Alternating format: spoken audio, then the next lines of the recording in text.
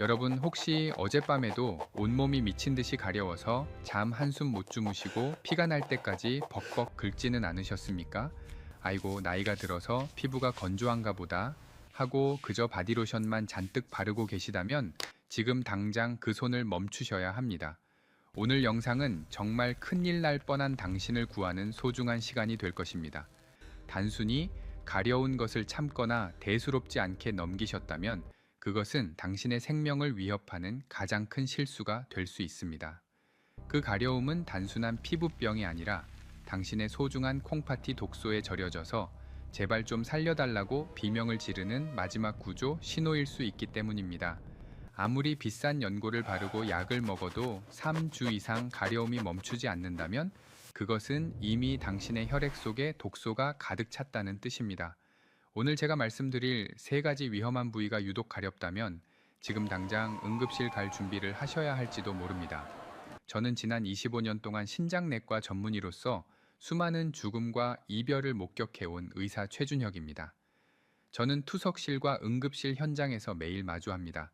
온몸에 피딱지가 앉을 정도로 긁다가 결국 콩팥이 완전히 망가져서 평생 투석기를 달게 된 수많은 환자분들을 말입니다. 그분들도 처음에는 그저 환절기라서 혹은 늙어서 생기는 가벼운 가려움이라고 생각했습니다. 하지만 그 안일함이 돌이킬 수 없는 비극을 불렀고 사랑하는 가족들에게 씻을 수 없는 아픔을 남겼습니다. 평범한 일상을 살아가던 어르신들이 단지 가렵다는 이유만으로 병원을 찾았다가 만성 신부전 말기라는 청천벽력 같은 진단을 받고 충격에 빠지는 모습을 볼 때마다 제 가슴은 무겁게 내려앉습니다. 그래서 저는 오늘 여러분께 단순한 의학 지식을 넘어 당신의 남은 수명을 결정짓는 긴급 처방전을 드리려고 합니다. 콩팥이 당신에게 보내는 마지막 경고를 절대 놓치지 마십시오. 본격적인 진단에 앞서 잠시 시간을 내어 아래에 있는 좋아요 버튼을 한 번만 눌러주십시오. 이것은 단순한 클릭이 아닙니다. 오늘부터 내 몸과 콩팥을 지키겠다는 여러분의 굳은 다짐이자 저와의 약속입니다. 여러분의 그 작은 실천이 생명을 구하는 첫걸음이 될 것입니다. 자, 그럼 지금부터 생사를 가르는 가려움의 진실을 낱낱이 파헤쳐 보겠습니다. 아마도 지금 이 영상을 보시는 여러분은 피부 겉면이 문제라고 생각해서 비싼 보습제를 바르거나 때를 밀며 시원해지기를 기대하셨을 겁니다. 하지만 아무리 긁어도 시원하지 않고 오히려 살점이 뜯겨 나갈 듯한 고통만 더해진다면 그것은 번지수를 완전히 잘못 찾으신 겁니다. 지금 여러분의 몸속에서는 아주 무시무시한 일이 벌어지고 있기 때문입니다. 의학적으로 아주 쉽게 설명해 드리자면 우리 몸의 콩팥은 혈액 속에 쌓인 노폐물을 걸러주는 아주 정교한 정수기 필터와 같습니다. 그런데 이 필터가 찌꺼기로 꽉 막혀서 기능을 멈추면 어떻게 되겠습니까? 오줌으로 시원하게 배출되어야 할 독소들이 갈 곳을 잃고 다시 혈관을 타고 역류하여 온몸을 돌아다니게 됩니다. 이것을 바로 요독이라고 부르는데 이 독한 물질들이 피부 아래에 있는 미세한 신경들을 직접 찌르고 공격하기 시작하는 것입니다. 하지만 진짜 공포는 여기서 끝이 아닙니다. 콩팥이 망가지면 우리 몸속에 인이라는 물질을 배출하지 못하게 됩니다. 혈액 속의 인의 농도가 비정상적으로 높아지면 우리 몸은 살기 위해 뼈 속에 있는 칼슘을 억지로 빼내어 혈액으로 가져오게 됩니다.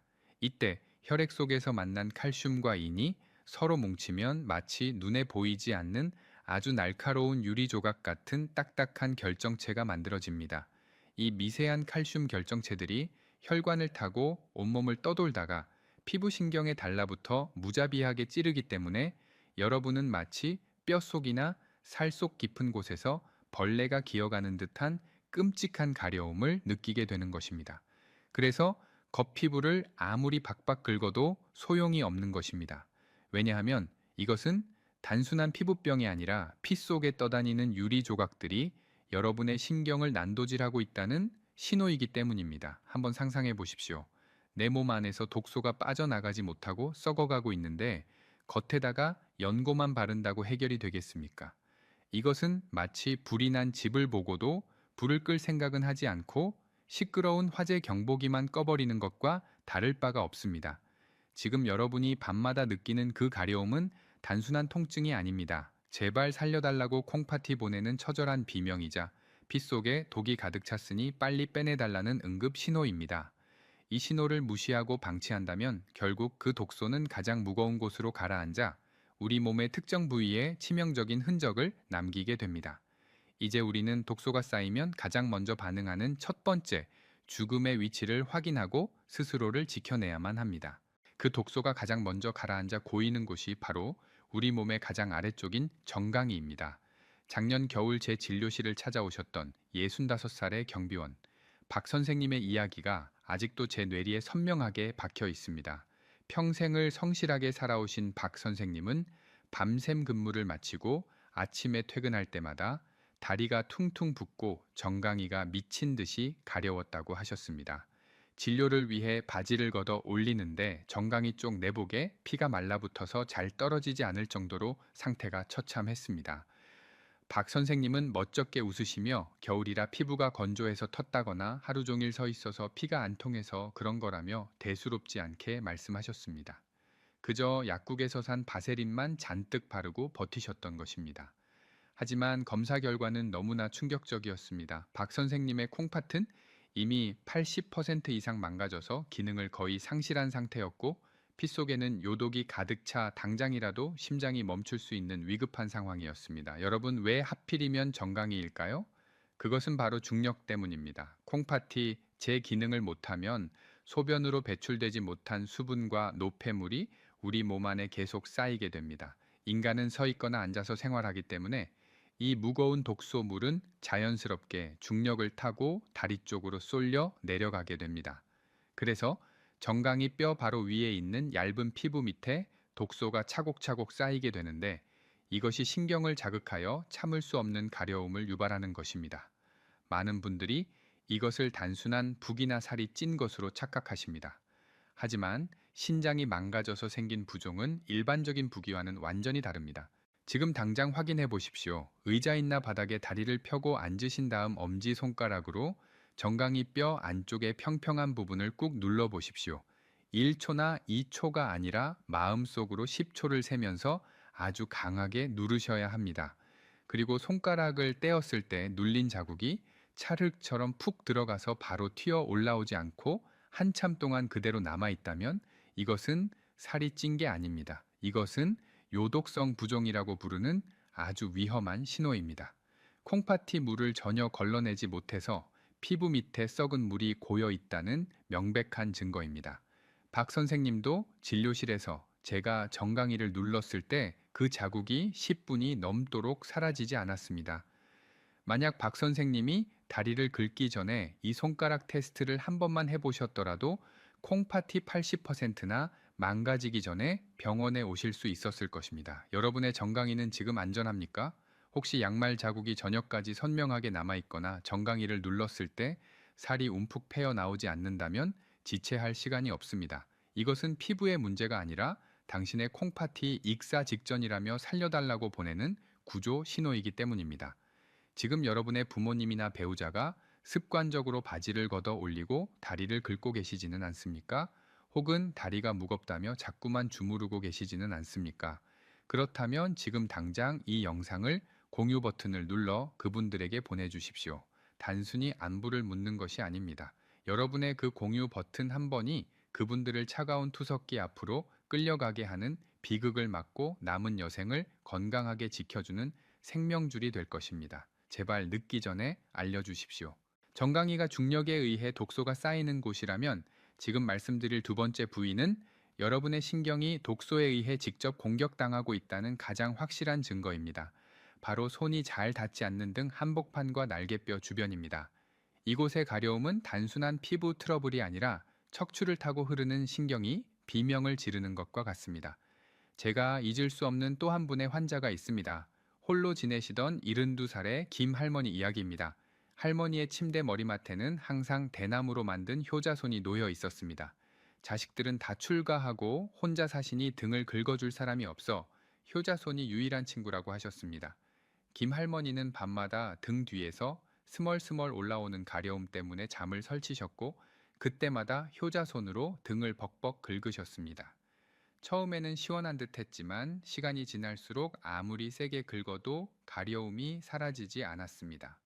어느 날 할머니는 고열과 오한으로 의식을 잃고 저희 병원 응급실에 실려 오셨습니다. 제가 할머니의 등을 확인했을 때 저는 경악을 금치 못했습니다. 할머니의 등은 효자손에 긁혀 성한 곳이 없었고 찢어진 상처 틈으로 세균이 침투해 등 전체가 붉게 부어오른 상태였습니다. 단순한 가려움이 폐혈증이라는 무서운 합병증으로 번진 것입니다. 할머니께서 의식이 드신 후 저에게 눈물을 흘리며 이렇게 말씀하셨습니다. 선생님, 살이 찢어지도록 긁었는데도 피부겉이 아니라 뼛속에서 불개미가 기어다니는 것 같았어요. 여러분, 이것이 바로 콩팥이 망가졌을 때 나타나는 신경성 소양증의 정체입니다. 우리 몸의 콩팥이 기능을 잃으면 혈액 속에 인이라는 독성 물질이 급격히 쌓입니다. 이 인은 신경을 아주 예민하게 만드는데, 특히 우리 몸의 감각 신경이 뻗어 나오는 척추와 날개뼈 부근을 집중적으로 공격합니다. 그래서 피부 겉면에는 아무런 두드러기나 발진이 없는데도 환자분들은 등 깊은 곳 척추뼈 안쪽에서부터 미칠 듯한 가려움을 느끼게 되는 것입니다. 이것은 피부의 문제가 아니라 신경의 문제입니다.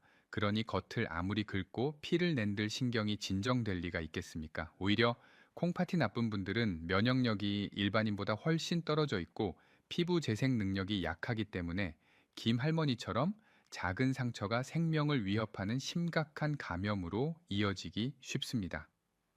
특히 혼자 사시는 어르신들은 등을 봐줄 사람이 없어서 상태가 심각해질 때까지 방치하는 경우가 너무나 많습니다. 밤마다 등이 가려워 효자손을 찾고 계십니까? 혹은 등을 벽이나 문기둥에 비비며 고통을 참고 계시지는 않습니까? 그것은 늙어서 생기는 주름 같은 것이 아닙니다. 척추신경이 독소에 절여져 살려달라고 외치는 소리입니다. 효자손은 여러분의 효자가 아니라 여러분의 등을 망가뜨리고 세균을 집어넣는 흉기가 될 수도 있습니다. 오늘부터는 절대 도구로 등을 긁지 마십시오. 대신 미지근한 물수건으로 등을 가볍게 닦아내거나 병원을 찾아 혈액 속 인 수치를 확인하셔야 합니다. 지금 이 순간 제 이야기를 듣고 가슴이 철렁하신 분들이 계실 겁니다.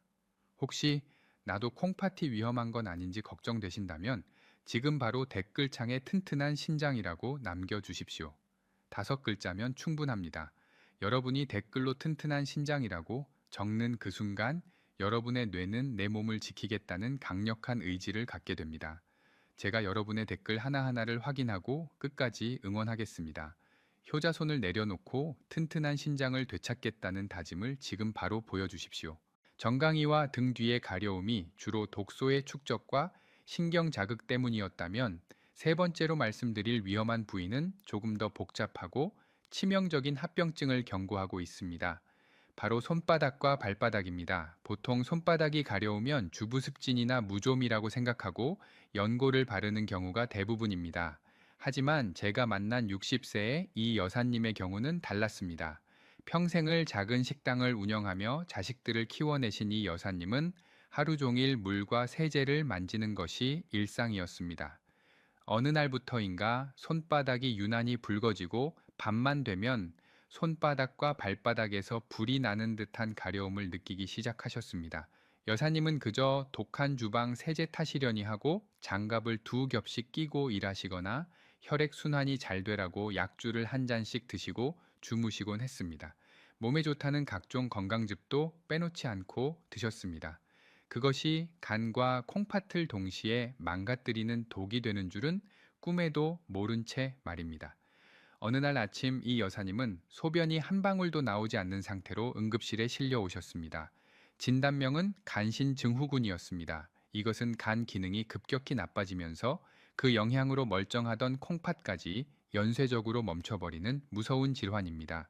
우리 몸에서 간과 콩팥은 해독을 담당하는 형제와 같은 장기입니다.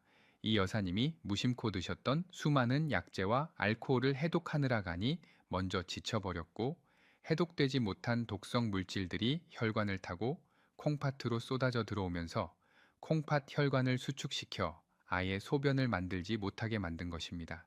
이때 나타나는 가장 특징적인 증상이 바로 손바닥 홍반과 자결감입니다. 건강한 사람의 손바닥은 연한 분홍색이지만 간과 콩팥이 동시에 나빠진 분들의 손바닥은 마치 붉은 페인트를 칠한 것처럼 가장자리가 새빨갛게 변합니다. 그리고 단순한 가려움을 넘어서 손발이 화끈거리고 뜨거운 느낌을 받게 됩니다. 특히 이 여사님은 밤에 이불 속에만 들어가면 가려움이 더 심해져서 얼음팩을 손에 쥐고 주무셔야 했다고 합니다. 이것은 따뜻한 이불 속에서 천이 올라가면 혈관이 확장되면서 독성 물질들이 피부 끝으로 더 많이 몰려들기 때문입니다. 많은 분들이 손발이 차가우면 혈액 순환이 안 된다고 걱정하시지만 의학적으로는 갑자기 손발이 뜨거워지고 가려운 것이 훨씬 더 위험한 신호일 수 있습니다. 그것은 당신의 간이 비명을 지르고 있고 그 비명 소리에 콩팥이 겁을 먹고 문을 닫고 있다는 뜻이기 때문입니다. 이 여사님처럼 손바닥이 유난히 붉거나 밤마다 손발이 뜨거워 잠을 못 이루신다면 절대로 술이나 검증되지 않은 민간요법 약물을 드셔서는 안 됩니다. 그것은 불난집에 기름을 붓는 격입니다. 지금 당장 드시던 모든 건강 보조 식품을 끊고 내과를 찾아가간 수치와 콩팥 수치를 동시에 확인하셔야만 두 장기가 모두 망가지는 최악의 상황을 막을 수 있습니다. 내부의 장기가 망가져서 생기는 가려움을 밖에서 해결하려다가 오히려 생명을 단축시키는 분들이 너무나 많습니다. 특히 우리 한국 분들은 몸이 찌뿌둥하거나 가려우면 뜨끈한 찜질방이나 사우나에 가서 땀을 쫙 빼야 독소가 빠진다고 믿는 경향이 강합니다. 하지만 콩팥이 약해진 상태에서의 무리한 사우나는 독소를 빼는 것이 아니라 여러분의 콩팥을 말려 죽이는 자살 행위와도 같습니다. 제가 직접 응급투석을 진행했던 68살 초의 선생님의 사연을 들려드리겠습니다. 최 선생님은 평소 등과 다리가 가려울 때마다 동네 목욕탕의 뜨거운 온탕에 몸을 담그거나 건식 사우나에서 땀을 흘리곤 하셨습니다. 땀을 흘리고 나면 일시적으로 가려움이 덜한 것 같고 개운한 느낌이 드셨기 때문입니다. 그날도 초회 선생님은 가려움을 참지 못하고 찜질방을 찾으셨고 평소보다 높은 온도에서 1시간 넘게 땀을 흘리셨습니다.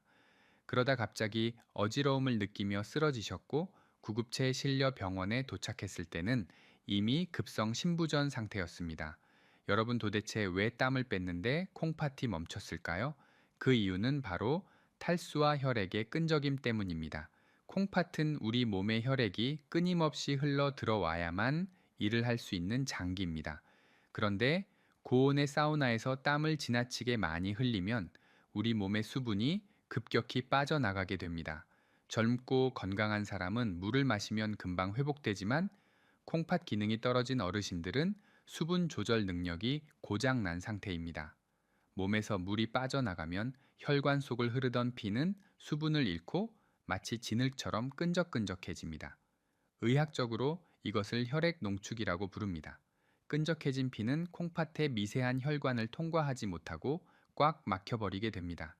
결국 콩팥으로 가는 혈류량이 뚝 끊기면서 멀쩡하던 콩팥 세포들이 산소를 공급받지 못해 순식간에 괴사해버리는 것입니다.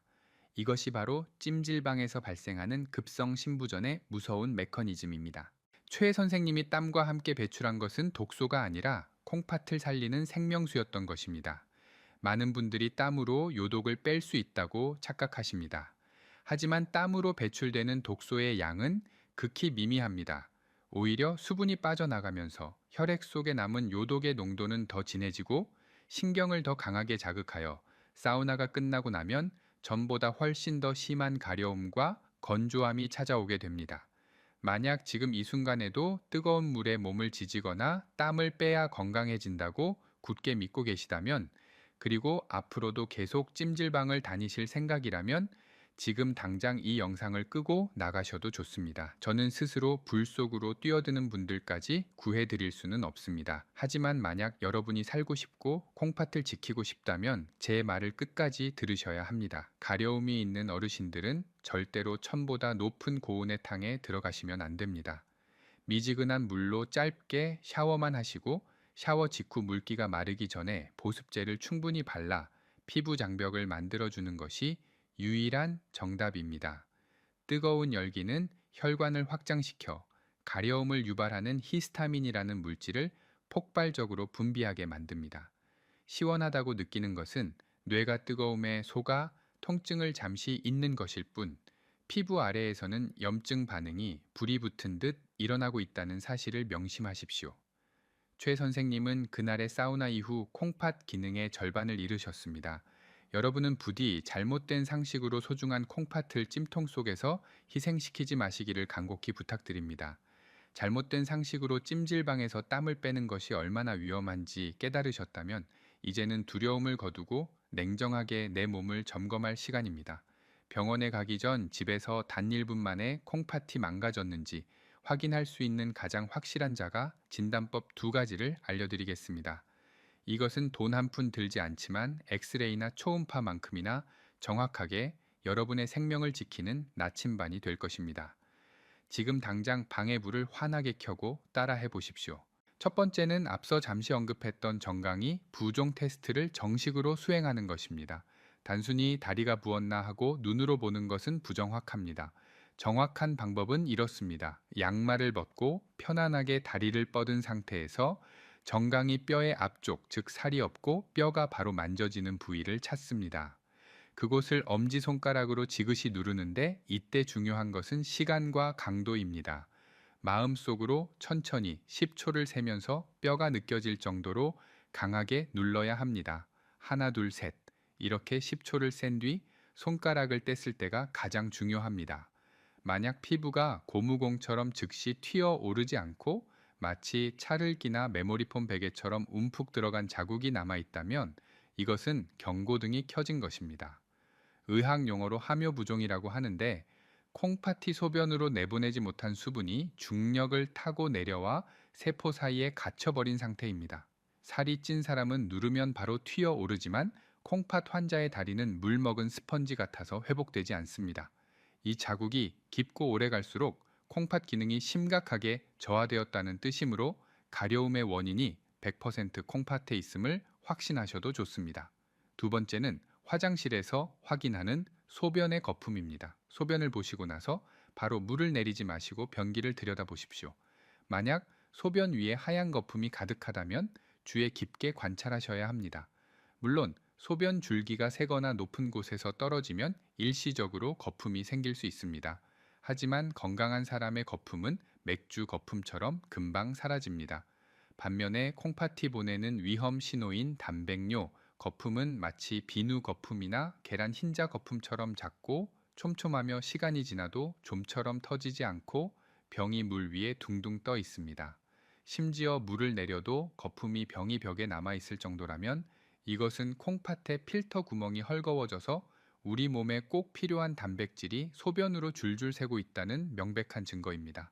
만약 여러분이 3주 이상 온몸이 가려운 상태에서 방금 말씀드린 정강이의 부종과 소변의 거품 증상이 동시에 나타난다면 내일 아침 당장 신장내과로 달려가셔야 합니다. 그리고 의사 선생님께 이렇게 말씀하십시오. 선생님, 저는 피부가 가려워서 온 게 아니라 콩팥 기능을 검사하러 왔습니다. 제발 혈액 검사로 크레아티닌 수치와 사구체 여과율을 확인해 주십시오. 이렇게 구체적으로 요구하셔야 합니다. 대부분의 환자분들이 그저 가렵다고만 하시니까 피부과 약만 처방받고 골든타임을 놓치는 경우가 너무나 많습니다. 의사에게 정확한 정보를 주는 것이 여러분의 콩팥을 살리는 지름길입니다. 이 2가지 신호는 콩팥이 완전히 멈추기 전에 여러분에게 주는 마지막 기회라는 사실을 명심하십시오.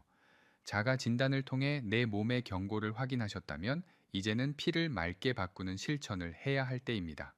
콩팥이 망가진다는 것은 내 몸의 피가 하수구 물처럼 탁해졌다는 뜻이기 때문입니다. 많은 분들이 콩팥에 좋은 음식을 추천해 달라고 하시면서 비싼 약초나 건강기능식품을 찾으십니다. 하지만 저는 단호하게 말씀드립니다. 마트에서 쉽게 구할 수 있는 양배추와 계란만 있으면 충분합니다. 단 여기서 여러분의 생사를 가르는 아주 중요한 조건이 하나 있습니다. 이 영상을 보시는 분들 중에는 양배추가 위에 좋고 해독에 좋다는 말만 믿고 생으로 즙을 내서 드시거나 샐러드로 드시는 분들이 계실 겁니다. 만약 콩팥 기능이 떨어진 상태에서 양배추를 생으로 드시고 계신다면 그것은 건강을 챙기는 것이 아니라 여러분의 심장을 멈추게 하는 독약을 마시는 것과 같습니다. 의학적으로 설명해 드리겠습니다. 양배추에는 비타민 U라는 아주 귀한 성분이 들어있어서 손상된 콩팥의 점막을 재생하고 염증을 가라앉히는데 탁월한 효과가 있습니다. 하지만 문제는 양배추 속에 들어있는 칼륨이라는 성분입니다. 건강한 콩팥은 칼륨을 소변으로 잘 배출하지만 지쳐있는 콩팥은 이 칼륨을 걸러내지 못합니다. 칼륨이 배출되지 못하고 혈액 속에 쌓이면 고칼륨 혈증이 오게 되는데, 이는 예고 없이 심장 부정맥을 유발하고 심할 경우 심정지 돌연사로 이어질 수 있습니다. 그래서 콩팥 환자분들에게 생채소나 녹즙은 죽음의 주스가 될 수 있다는 말이 나온 것입니다. 그렇다면 어떻게 먹어야 콩팥을 살릴 수 있을까요? 정답은 바로 물에 데치는 것입니다. 칼륨은 물에 잘 녹는 수용성 물질입니다. 양배추를 썰어서 끓는 물에 3분에서 5분 정도 데쳐내면 칼륨 성분은 물에 녹아 빠져나가고 콩팥을 보호하는 비타민 U와 섬유질은 그대로 남게 됩니다. 반드시 물에 데친 후 그 물은 버리고 건더기만 드셔야 합니다. 이것이 바로 신장내과 의사들이 환자들에게 강조하는 칼륨 전처리의 핵심입니다. 귀찮다고 생각하지 마십시오. 이 작은 조리법의 차이가 여러분의 심장을 뛰게 하고 콩팥의 부담을 덜어주는 생명줄이 됩니다. 여기에 짝꿍으로 반드시 같이 드셔야 할 것이 바로 계란입니다. 콩팥이 나빠지면 고기 같은 단백질 섭취를 줄여야 한다고 알고 계실 겁니다. 단백질이 분해되면서 생기는 찌꺼기가 콩팥 필터를 힘들게 하기 때문입니다. 하지만 단백질을 안 먹으면 근육이 빠지고 면역력이 무너져 더 큰 병이 옵니다. 이때 가장 안전한 대안이 바로 계란 흰자입니다. 고기나 생선에는 콩팥을 공격하는 인 성분이 많지만 계란 흰자에는 인이 거의 없고 콩팥 환자에게 꼭 필요한 최고급 알부민 단백질이 가득합니다. 단 여기서도 주의하실 점은 노른자입니다. 계란 노른자에는 인이 많이 들어있으므로 가려움증이 심하거나 콩팥 수치가 나쁜 분들은 아깝더라도 노른자는 빼고 흰자 위주로 드시는 것이 가장 안전합니다. 제가 추천하는 기적의 식단은 매일 아침 데친 양배추와 삶은 계란 흰자 2개를 함께 드시는 것입니다. 데친 양배추의 달큰한 맛과 계란 흰자의 담백함이 어우러져 맛도 좋고 무엇보다 먹는 즉시 콩팥의 필터를 씻어내고 피를 맑게 만들어 줄 것입니다. 실제로 제 환자분들 중에는 이 간단한 식단 변화만으로도 크레아티닌 수치가 안정되고 지긋지긋한 가려움에서 해방된 분들이 너무나 많습니다. 비싼 보약보다 매일 먹는 밥상이 여러분을 살립니다. 지금 이 조리법을 잊지 않겠다고 저와 약속해 주십시오. 콩팥을 살리는 길은 멀리 있지 않습니다. 양배추는 무조건 데치고 계란은 흰자를 먹는다. 이 원칙을 뇌에 새기셔야 합니다. 여러분의 굳은 의지를 확인하고 싶습니다. 지금 바로 댓글창에 건강하게 살자라고 6글자를 남겨주십시오. 여러분이 건강하게 살자라고 적는 순간 이 지식은 단순한 정보가 아니라 내 몸을 살리는 강력한 무기가 될 것입니다. 저는 여러분이 병원 침대가 아니라 식탁 의자에 앉아 웃으시는 모습을 보고 싶습니다. 좋은 음식으로 혈액을 맑게 채우셨다면 이제는 그 혈액이 흐르는 여러분의 몸 밖 환경을 점검해야 할 차례입니다. 아무리 콩팥에 좋은 음식을 먹어도 여러분이 머무는 침실의 환경이 콩팥을 공격하고 있다면 가려움은 절대 멈추지 않기 때문입니다. 병원에서 약을 먹어도 그때뿐이고 집에만 오면 다시 온몸을 긁게 되는 이유가 바로 여기에 있습니다. 제가 30년 동안 환자분들을 지켜보며 깨달은 것은 결국 사소한 생활 습관이 약보다 더 무서운 힘을 발휘한다는 사실입니다. 돈 들이지 않고 지금 당장 가려움을 잠재우는 3가지 생활 처방을 드리겠습니다. 첫 번째는 습도와의 전쟁입니다. 우리 한국의 겨울은 콩팥 환자들에게는 지옥과도 같습니다. 가뜩이나 콩팥이 나빠져서 피부의 수분을 잡아두는 기름막이 다 파괴된 상태인데 난방까지 뜨겁게 떼니까 집안이 사막처럼 변해버립니다. 공기가 건조하면 피부 신경은 평소보다 수십 배 더 예민해져서 작은 자극에도 불이 붙는 것처럼 가려워집니다. 오늘부터 침실 머리맡에는 반드시 가습기를 틀어두시거나 젖은 수건을 2~3장 널어두셔야 합니다. 실내 습도를 50에서 60% 정도로 유지하는 것만으로도 밤새 긁는 횟수가 절반 이하로 줄어듭니다. 습도계가 없다면 코가 약간 촉촉하다고 느낄 정도가 딱 좋습니다. 이것은 피부를 위한 것이 아니라 예민해진 신경을 달래주는 마취제와 같은 역할을 합니다. 두 번째는 여러분의 손톱 관리입니다. 제가 진료실에서 환자분들의 손을 잡을 때마다 가장 안타까운 것이 바로 길고 날카로운 손톱입니다. 가려움은 의지로 참을 수 있는 것이 아닙니다. 잠이 들면 무의식 중에 긁게 되는데, 이때 긴 손톱은 여러분의 피부를 찢고 세균을 집어넣는 흉기가 됩니다. 콩팥이 나쁜 분들은 면역력이 약해서 작은 상처에도 봉소염이나 폐혈증 같은 치명적인 감염이 생길 수 있습니다. 그러니 오늘 당장 손톱을 아주 짧게 깎으십시오. 그리고 끝부분을 줄로 갈아서 아주 뭉툭하고 부드럽게 만드셔야 합니다. 이것은 미용이 아니라 생존을 위한 방어막입니다. 내가 잠결에 긁더라도 내 살이 찢어지지 않도록 스스로를 보호하는 가장 확실한 수단입니다. 세 번째는 물을 마시는 방법입니다. 콩팥이 나쁘면 물을 많이 마셔도 안 되고 적게 마셔도 안 되는 진퇴양난에 빠집니다. 정답은 미지근한 물을 아주 조금씩 자주 마시는 것입니다. 찬물은 위장을 차갑게 하고 혈관을 수축시켜 콩팥으로 가는 혈류량을 줄어들게 만듭니다. 반드시 청아 비슷한 따뜻한 물을 머그컵 한 잔이 아니라 소주잔 한 잔 정도의 양으로 나누어 1시간에 한 번씩 드십시오. 이렇게 하면 콩팥에 홍수가 나지 않으면서도 혈액의 끈적임을 막아 요독이 소변으로 빠져나가는 길을 열어줄 수 있습니다.